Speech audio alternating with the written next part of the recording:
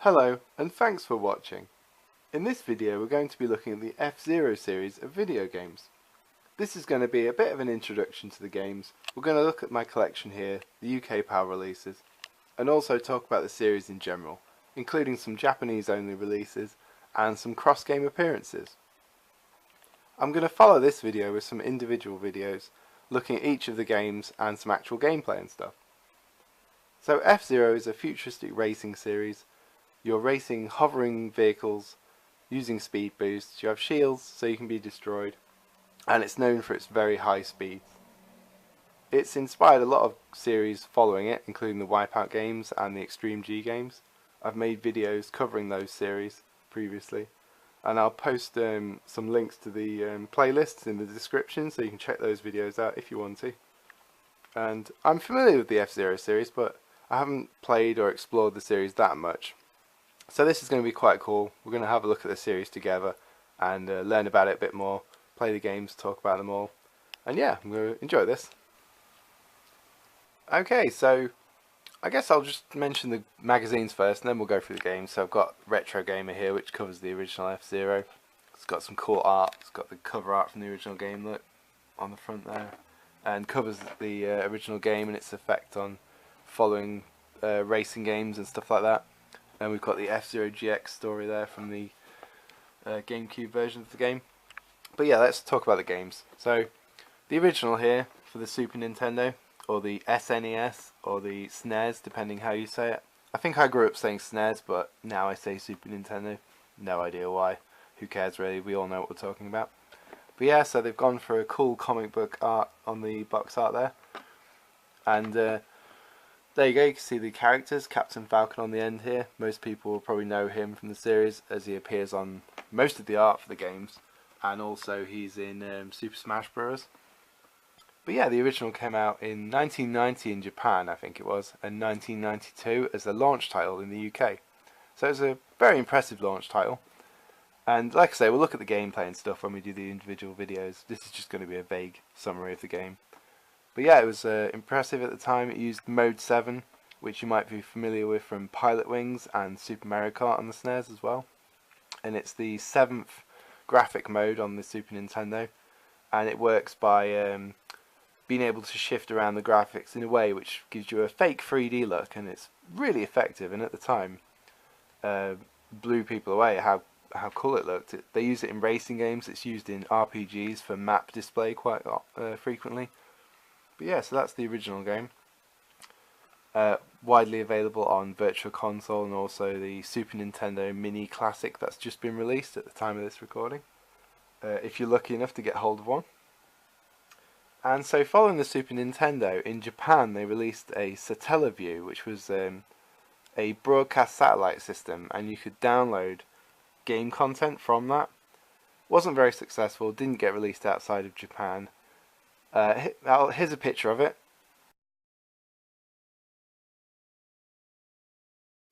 And yeah, so that was released in the mid-90s sometime. And they released a sequel to F-Zero called BS FZero Grand Prix. BS standing for Broadcast Satellite. And the original version of that, I don't think anyone captured it in ROM format and put it online for people to use with emulators.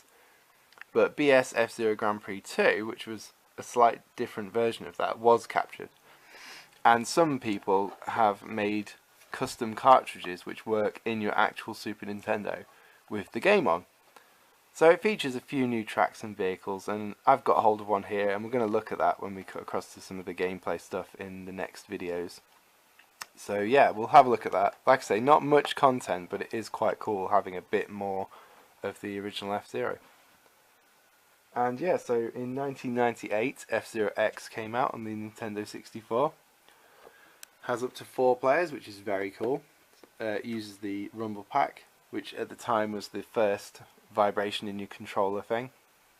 Again, this follows on with the individual characters, giving the universe a bit more character. Format, there are up to 30 races on track at any time. You can play as any of those. You have up to 30 characters to play as. You can maybe see the 4-player split screen there as well. And yeah, this is a great game in the fact that the speed is really impressive, and The game takes a visual knock for that. They decided to focus on keeping the game flowing at good speed, lots of characters, and not concentrate on the environment as much. And although it took a couple of knocks for that from critics, generally this was very well, excuse me, very well received and loved game. And I enjoyed it. I thought it was a great sequel. And then again, similar to the Satellaview, they released the 64DD or 64 disc drive in Japan. And here's a picture of that.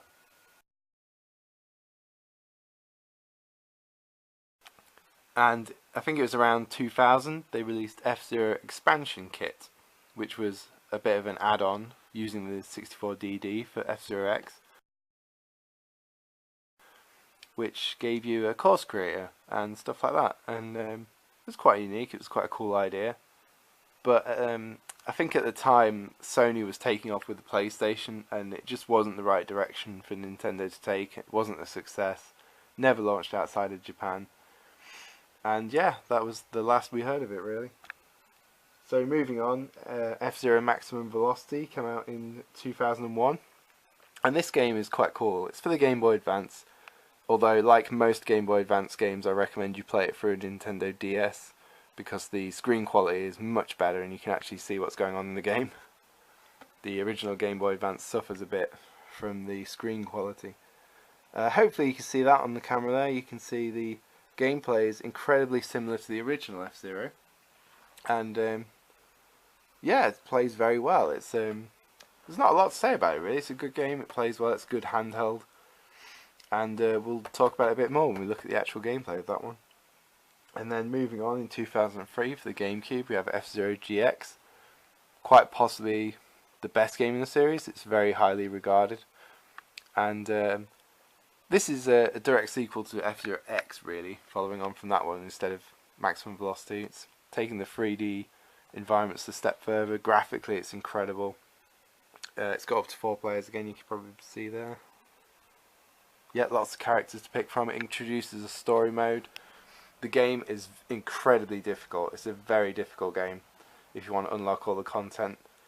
And at the same time as GX, FZero AX came out in the arcades. And I'll put a little picture of that in here.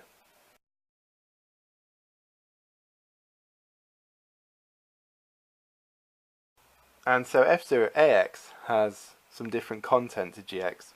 If you do get through GX, which again is quite difficult, you can unlock the AX content. And at the time you could also take your GameCube memory card, put it in the arcade machine and unlock the content that way.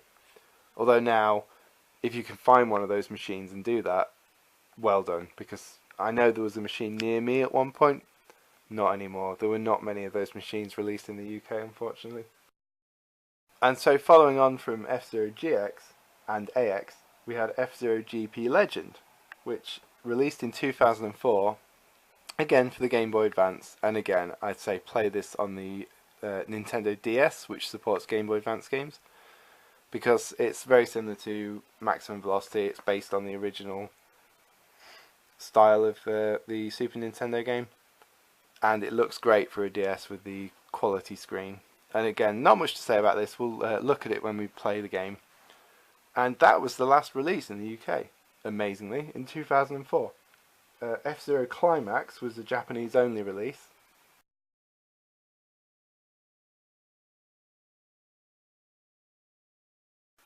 Also released in 2004. And that one, again, is quite similar. It's based around the original art style of the Super Nintendo game, but it looks a lot better. And it has a course creator built in. It does work on the UK machines, but you have to import it, and it is quite expensive. So it is a bit weird that it wasn't localized. It seems like it would have been quite an easy job. And the series is very highly regarded. People know F-Zero as a series quite well. So I'm not sure if the series just wasn't making the money, or for some other reason Nintendo's abandoned it, but I often hear the series referenced and mentioned, and it does seem like it's quite popular, so hopefully they'll bring it back at some point soon. Okay, so I'm just going to quickly talk about some of the cross-game appearances, because Captain Falcon has appeared in the Super Smash Bros. Series, I'll just put a couple of images in here and you can see what that's all about.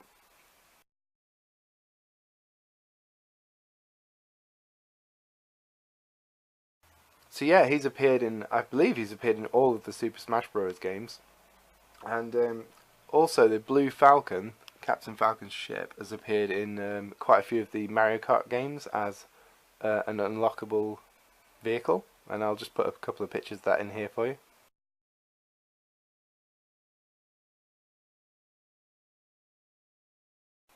Nintendo also have a series of figures called Amiibo, and if you're not familiar with these, they basically are kind of action figures you can collect, I guess, or just figurines would probably be a better way of putting it.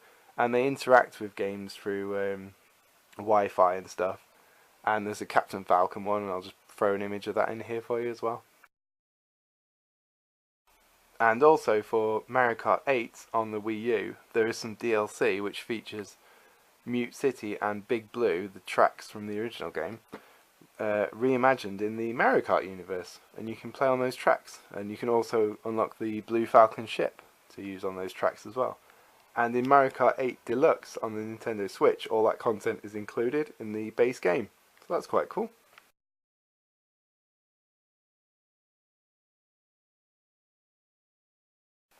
So yeah, despite there not being a main release in the series, Nintendo do have a bit of a love for the series.